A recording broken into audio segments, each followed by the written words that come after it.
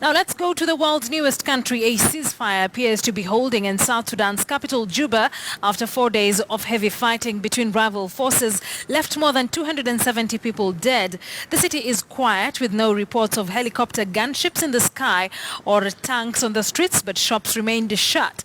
President Salva Kiir and his rival, Vice President Riek Machar, announced a ceasefire which came into force on Monday night, where clashes between troops loyal to the two men had threatened a recent peace deal, with 272 people dead according to the United Nations, and about 42,000 people have fled their homes during the fighting, with 7,000 of them taking refuge at the United Nations compound.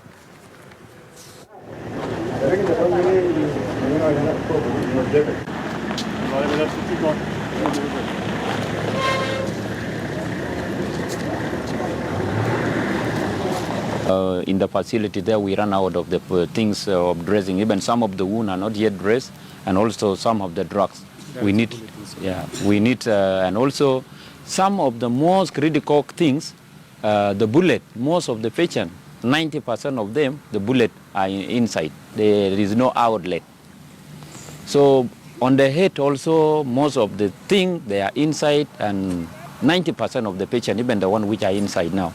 So they need operation, and if the operation is not done, then they should pass away. As we just received an operational update from UNMISS, the mission reports that the ceasefire seems to be largely holding, barring sporadic gunfire. It also reports that the airport in the capital has been reopened, although commercial flights remain suspended.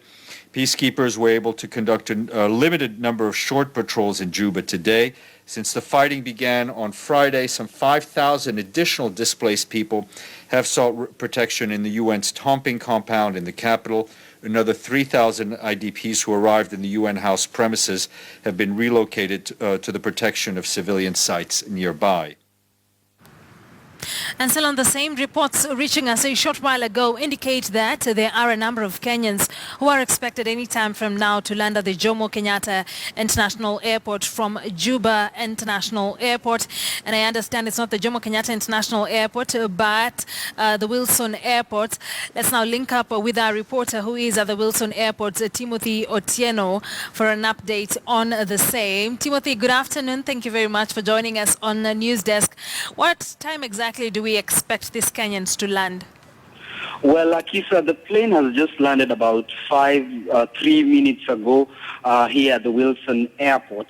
Now, it's important to note that this is a plane that was a private charter plane, and just from walking out of an interview with one of the Kenyans who arrived at the flight, and the assessment being given by this specific Kenyan is that most of the planes that are evacuating Kenyans from Juba are actually from private organizations. These are people who had companies who were based in Juba, South Sudan, but it was important to note that they say that there was no government intervention per se for rescuing the people. The person who was talking to Isaac Mayer, just walking away right now, was telling us that the fighting began on Thursday, and since then they were not able to communicate with any official from the Kenyan embassy in Juba, but initially there had been messages that were going around giving specific numbers that were linked to the Kenyan embassy. So most of the Kenyans who were calling those numbers those numbers were not being responded to, and there was a time that most of the lines. So there's really been a communication blackout in the area of Juba so far. But those who have arrived here this morning at the Wilson Airport, of course, insisting that they arrived through private means. Isaac Mayer, the person whom we spoke to, was not comfortable revealing the organization he worked with, but he's just mentioning that he's just among the few who were able to come back to the country once the airspace had been opened up, but that there are more Kenyans still trapped in Juba, even as there is an uneasy ceasefire going on in the capital of South Sudan, Akisa.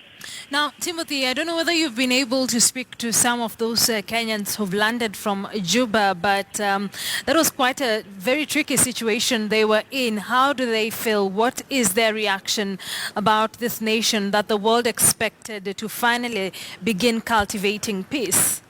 Well, most of them are really pessimistic, if I could say, as it is right now. A lot of confusion. The mood we were getting from one of the persons we interviewed here was a lot of confusion because there's a lot of issues. You don't know how many Kenyans are still trapped. You don't know whether they are safe or not. Secondly, because the picture that were being painted was that on Thursday, the day before the conflict broke out, there was a lot of tension within Juba, and most of the firing that began, Isaac Mayor, who we were interviewing, telling us that they had to hide underneath the desks at their office for several hours. There's no lights, identifying that there was no lights, particularly where they were. Most of the people who were there, their phones had to go off. They lost communication. And the issue is there's a lot of confusion per se, if I could, for lack of a better term, a lot of confusion and a lot of doubt, and there's some air of they don't know what's next. And like I had mentioned, they were mentioning to us, the people we spoke to, they are among the lucky who have been able to come back. They still believe that most people are still trapped within Juba. Although there is an uneasy calm that has surrounded the capital so far, there's really pessimistic because no government information is forthcoming. They were identifying to us that most of them who went to the Kenyan embassy this morning in Juba were returned back. Most have lost their passports and identification, and therefore the process of documenting them so that they can be able to board a flight coming into the country still remains sketchy and unknown as it stands, Akisa.